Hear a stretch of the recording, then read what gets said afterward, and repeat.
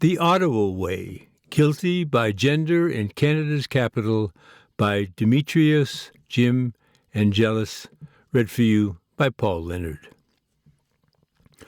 Rudolph Giuliani was mayor of New York from 1994 to 2001 and is credited for improving the city's quality of life by reducing violent and organized crime, cleaning up Times Square from pornography and prostitution, ensuring equal rights for all New York City residents, and the excellent manner in which he responded to aftermath of the 9/11 terrorist attacks on the World Trade Center in 2001.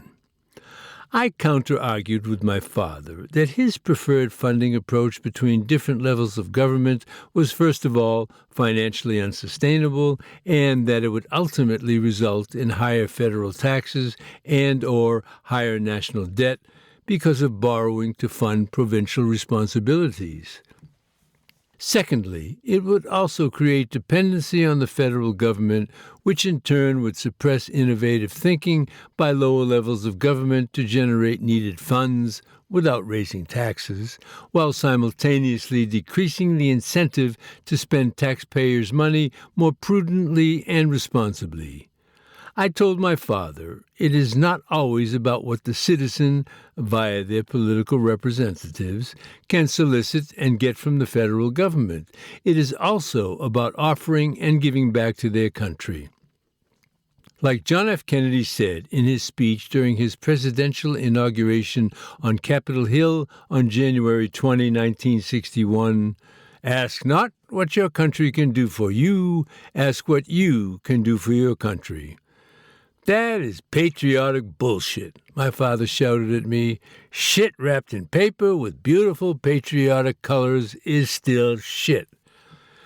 A national government has the responsibility and obligation to provide any money that lower levels of governments need, especially when there are millions of people living there, my father argued. I did not continue this debate with him because we clearly did not see eye to eye on this topic, but then again, we almost never saw eye to eye on most things.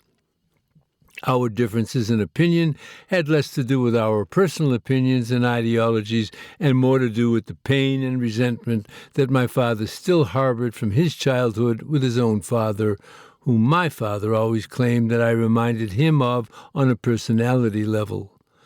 My father saw both his father and his father's brother as too righteous, with their extremely high moral, ethical standards and high expectations of others, standards and expectations that my father was never able to attain. Consequently, the antagonistic resentment that my father had of never being able to satisfy and please his father before he died in 1977 was consequently extended and transferred to me for the simple reason that I act, behave, and think too much like his father, whom I was named after. I had arrived at this conclusion in the years that I was forced to live with him because of my bail conditions as he talked about his childhood and adolescence. I also have come to the conclusion that his relationship with his mother was also strained again because she never seemed to praise him or acknowledge his achievements or give him the attention and nurturing he sought from her as a child, as an adolescent, or even as a young adult. So rather than argue with my father over trivial things like politics, I let him feel like he won his arguments so that he can temporarily feel better about himself. Besides, I already know that I was right about Prime Minister Harper. Harper was even right in replacing the cumbersome Veterans Affairs Minister Julian Fantino on January 5, 2015, with Erin O'Toole to try and repair relations with Canadian veterans. There really was no need to argue with my father, a tired old man who was still hurting because of unresolved issues stemming from his childhood. I started feeling better and began writing the second half of my autobiography. I had consulted several different sources to use as references, such as books, publication journals, news media, organizational internet sites, documentary films, Hollywood films, and interviews. I had spoken to several people about my autobiography, including a few Greek friends. When I had told them the Greek title of my book, many of them had misheard me and thought that I had said the son of Ottawa, as opposed to virus of Ottawa, because the Greek word virus almost sounds identical to the Greek word son. I could not help but laugh when I heard the mistaken title being repeated to me. After my experiences in the city, I knew that I was far from being the beloved son of Ottawa, nor was I anywhere near being the prodigal son of Ottawa. In my mind, I was the son that most people wanted to exile and forget, despite being acquitted of any criminal wrongdoing. Since my criminal trial had ended,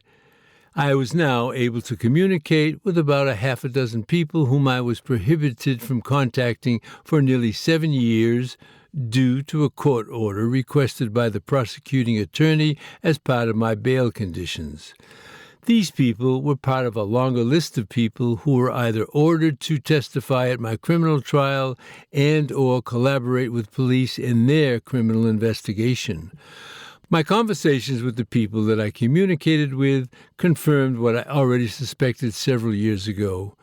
that they were used by the investigating police officers, the prosecutor, and the children's social workers to either unearth dirt about me or at least give them some information to help them make me look dirty, to help them get their much-coveted criminal conviction, or to adequately prepare and train them to testify in court with the sole intention of helping the police and prosecutor get their criminal conviction.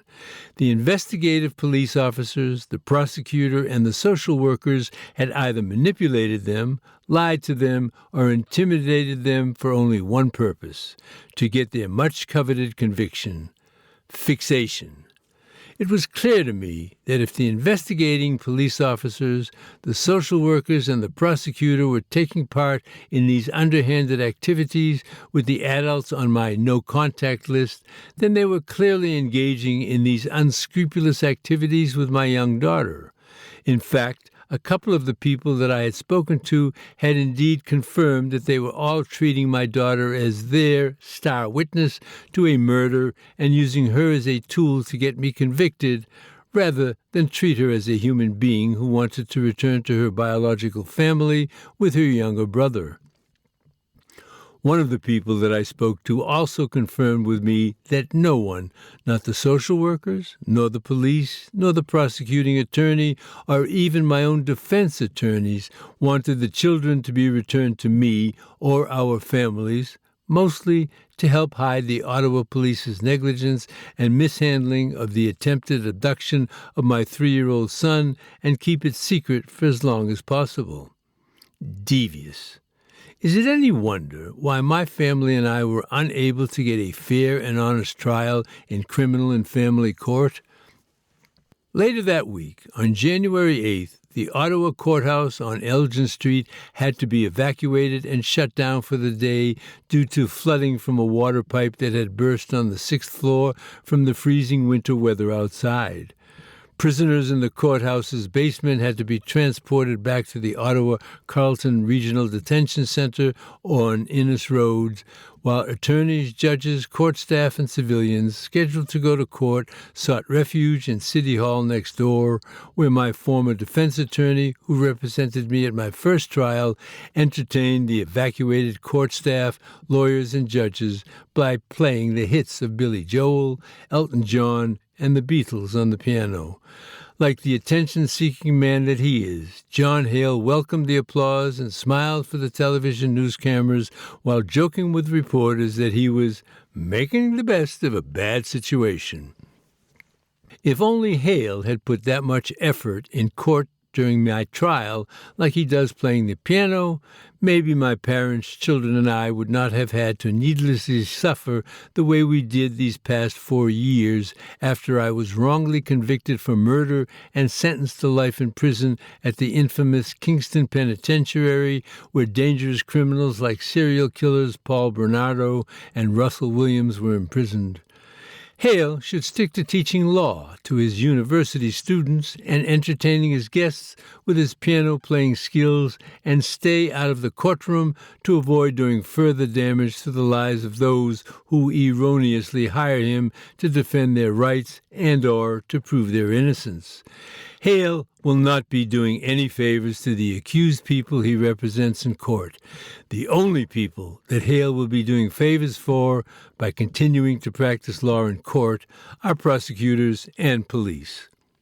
Now that I think of it, I can relay the same message about John Hale to my other former defense attorney, Vincent Clifford, particularly when Vincent had confided in me that his heart was never into practicing law.